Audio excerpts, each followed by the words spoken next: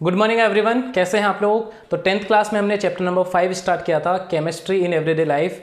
और पिछली क्लास में हमने आरएनएस कॉन्सेप्ट के अकॉर्डिंग एसिड की डेफिनेशन कंप्लीट कर ली थी। आज उसी को कंटिन्यू करते हुए हम जो है बेस की डेफिनेशन करेंगे आरएनएस के अकॉर्डिंग। तो देखिए, सिंपल सी डेफिनेशन हम बोल सकते हैं कि कुछ ऐसे सब्सटेंस होते हैं जो हाइड्रोलाइसिस करवाने पर एक्वस सॉल्यूशन में OH नेगेटिव यानी हाइड्रोक्सिल आयन देते हैं। ठीक है, OH नेगेटिव आयन देते हैं, उनको बोलते हैं अपन क्या, बेसिस। ठीक है, तो हम लिख सकते हैं द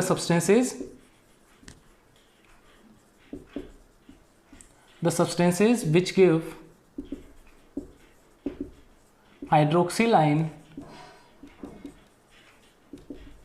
यानी OH negative ion on hydrolysis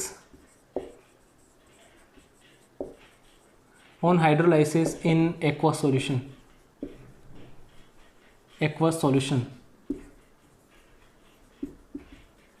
are called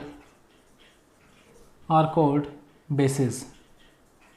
ठीक है, आरएनएस के अकॉर्डिंग बेस की डेफिनेशन क्या होगी, ऐसे सब्सटेंस जो OH नेगेटिव यानी हाइड्रोक्सिल आयन जो है, हाइड्रोक्सिल आयन देते हैं कब, हाइड्रोलाइसिस करवाने पर एक्वस सॉल्यूशन में। ठीक है, the substances which give hydroxyl ion OH negative on hydrolysis in aqueous solution are called bases. ठीक है, जैसे एग्जांपल की अगर बात करें हम इसमें, तो इसके एग्जांपल हो जाएंगे जैसे KOH हो ना, KOH जो है ये एक्वस सॉल्यूशन में क्या होगा, ब्रेक हो जाएगा और K प्लस OH नेगेटिव में ब्रेक होगा। ठीक है, ये सारी अभिक्रिया एक्वस सॉल्यूशन में हो रही है, इसलिए अपन AQ लिखेंगे सबके लिए। ठीक है, तो ये KOH जो है ये किस में कन्वर्ट हो गया, K plus and OH negative में। ठीक है, और इसीलिए इसको हम क्या बोल रहे हैं, बेस होगा। ठीक है, तो ये OH नेगेटिव दे रहा है, इसका मतलब KOH क्या होगा, बेस होगा। ठीक है, ये इंपॉर्टेंट बात है। जो सब्सटेंस OH नेगेटिव देते हैं, हाइड्रोक्सिल आयन देते हैं एक्वस सॉल्यूशन में हाइड्रोलाइसिस करवाने पर, उनको अपन बोलते हैं क्या, बेस बोलते हैं। ठीक है, हाइड्रोलाइसिस क्या होता है कि वाटर से रिएक्शन, किसी केमिकल कंपाउंड,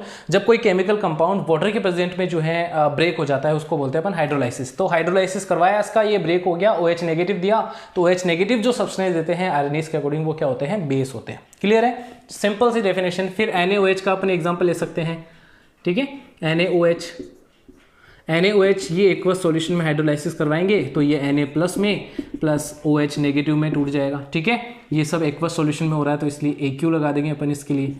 ठीक है बच्चों, तो ये सिंपल सी बात है यहाँ पे। ठीक है, और अपन एग्जांपल ले सकते हैं NH4OH, ये एक्वस सॉल्यूशन में हाइड्रोलाइसिस करवाने पर NH4 प्लस में टूटेगा ammonium ion and OH negative यानी हाइड्रोक्सिल आयन में टूटेगा। ठीक है, सभी जो है OH नेगेटिव दे रहे हैं, इसका मतलब ये सारे क्या होंगे, बेस होंगे। लेकिन कौन सा स्ट्रॉन्ग बेस है, कौन सा वीक बेस है, ये अपन कैसे डिसाइड करते हैं।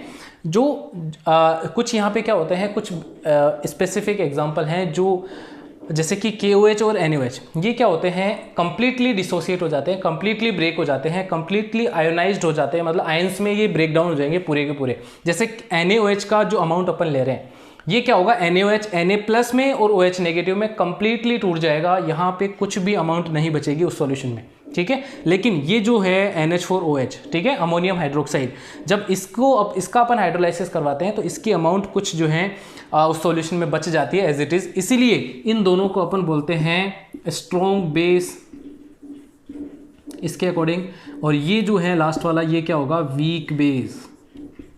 आया समझ में, वीक बेस क्यों है, क्योंकि ये जो है कंप्लीटली ब्रेक नहीं होता है, आयनाइज्ड नहीं होता है, आयंस में नहीं टूटता है, और ये कंप्लीटली ब्रेक डाउन हो जाते हैं इसमें। ठीक है, इसलिए इनको आरएनएस ने स्ट्रॉन्ग बेस कहा और इनको वीक बेस। ठीक है, और भी इसका एग्जांपल है जैसे MgOH का होल ट्वाइस। ठीक है, जब इसका एक्वस सॉल्यूशन में अपन इसको हाइड्रोलाइसिस करवाते हैं तो ये Mg+2 and OH 2OH minus में टूटता है, ब्रेक होता है, सभी OH दे रहे हैं, इसका मतलब ये बेस है। ठीक है, फिर आ जाते हैं एक अगला कॉन्सेप्ट एसिड बेस का, Bronsted lorry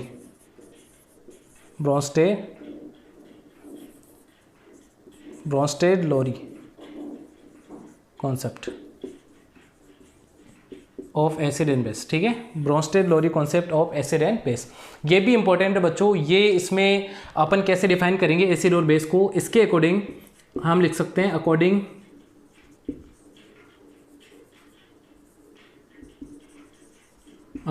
to Bronsted lorry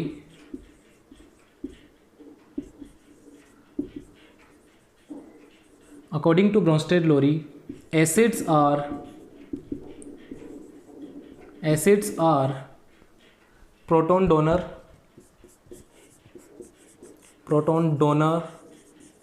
and bases are proton acceptor. Proton यानी H+, ठीक है, प्रोटॉन अपन किसको मार रहे हैं यहाँ पे H+, प्रोटॉन एक्सेप्टर, ठीक है।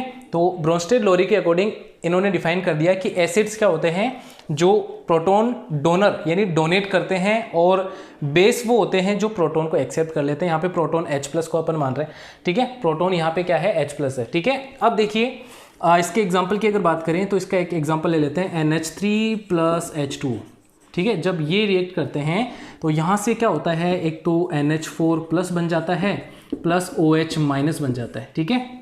अब यहाँ पे क्या हुआ, हम क्या समझेंगे यहाँ से, देखिए यहाँ इस H2 ये किसका कॉम्बिनेशन है, एक तो OH negative ion plus H+ का कॉम्बिनेशन है, ठीक है, ये हम समझ सकते हैं H2। तो क्या आप यहाँ से दिमाग लगा पा रहे हैं कि देखिए H2 जो है वो डिसोशिएट ये जो है बन रहा है, कन्वर्ट हो रहा है किसमें, OH नेगेटिव में। H2 कन्वर्ट हो रहा है OH नेगेटिव में, यानी H2 में से H+ डोनेट कर दिया इसने, ठीक है, H2 ने H+ डोनेट कर दिया, और इसके अकॉर्डिंग H+ जो डोनर होते हैं वो क्या होते हैं, एसिड्स होते हैं, ठीक है। एसिड्स आर प्रोटॉन डोनर, यानी H+ जिसने डोनेट कर दिया यहाँ से वो क्या होगा, एसिड होगा। तो ये H2 जो है यहाँ पे क्या है, एसिड है, ये एसिड है। और इसने यहाँ से जो H+H2 ने जो H+ डोनेट किया था उसको NH3 ने एक्सेप्ट करके ये कन्वर्ट हो गया किसमें, NH3 में, NH4 में, सॉरी NH4 आयन में जो है, अमोनियम आयन में कन्वर्ट हो गया इस तरीके से, ठीक है। यहाँ से H+ जो डोनेट हुआ था वो NH3 ने एक्सेप्ट कर लिया, और जो एक्सेप्टर होते हैं H+ वो क्या होते हैं, बेस होते हैं इसके अकॉर्डिंग, तो ये बेस हो जाएगा, ठीक है। तो ये बेस है, ये एसिड है। ये अब एक चीज़ इंपॉर्टेंट यहाँ से आती है कि जो एसिड जो बेस है वो कन्वर्ट होगा इसके कॉन्जुगेट एसिड में, तो ये होगा कॉन्जुगेट एसिड, ठीक है, कॉन्जुगेट एसिड होगा। ये जो बेस है ये कन्वर्ट होगा कॉन्जुगेट एसिड में, और ये एसिड जो बना ये कन्वर्ट होगा किसमें, कॉन्जुगेट बेस में, ये इसका कॉन्जुगेट बेस होगा, ठीक है, ये आप ध्यान रखेंगे, कॉन्जुगेट बेस, ये कॉन्जुगेट एसिड होगा।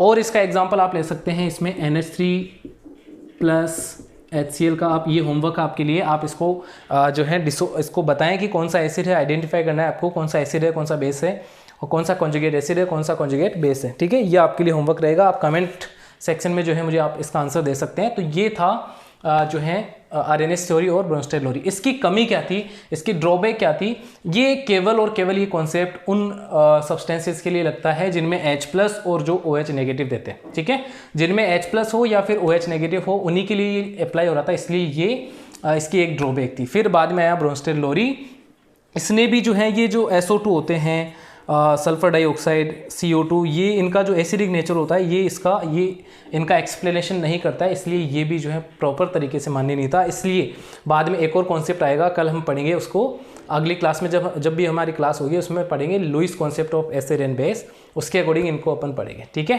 तो अब मिलते हैं अगली क्लास में बच्चों, तो जुड़े रहें हमारे साथ और चैनल को जरूर सब्सक्राइब कर लें और बेल आइकन को क्लिक कर दें ताकि वीडियो का नोटिफिकेशन आपको मिल जाए, ठीक है। तो मिलते हैं अगली क्लास में, take care, bye bye, have a good day.